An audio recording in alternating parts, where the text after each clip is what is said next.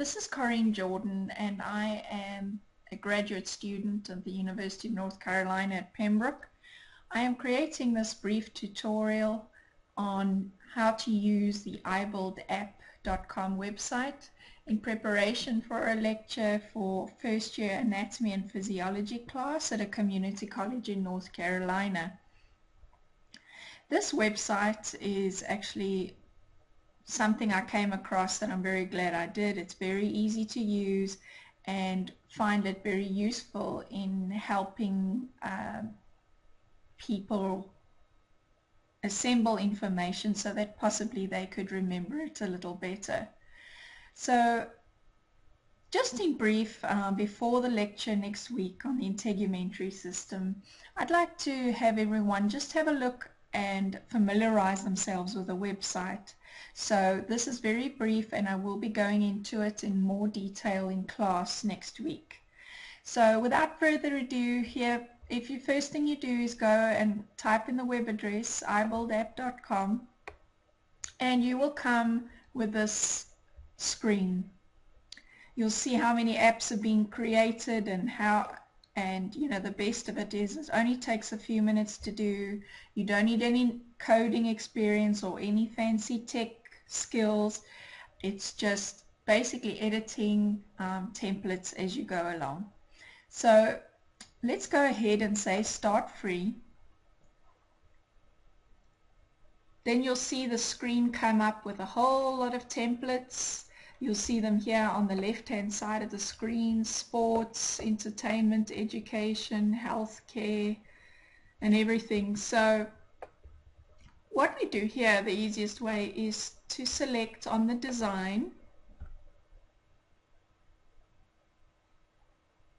Okay, and here are all the selections you could make possibly for your app assignment or for any app in the future.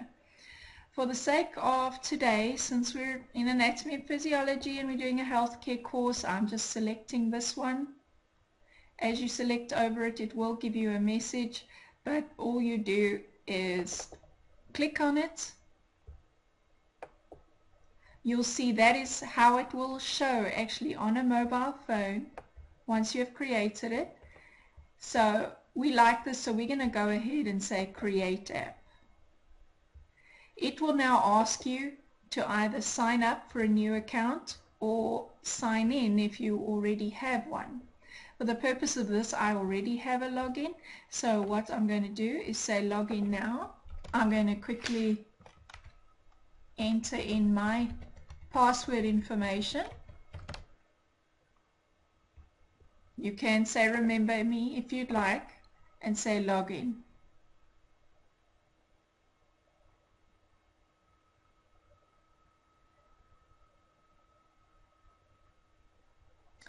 So here you'll see it come up with a window where you will see the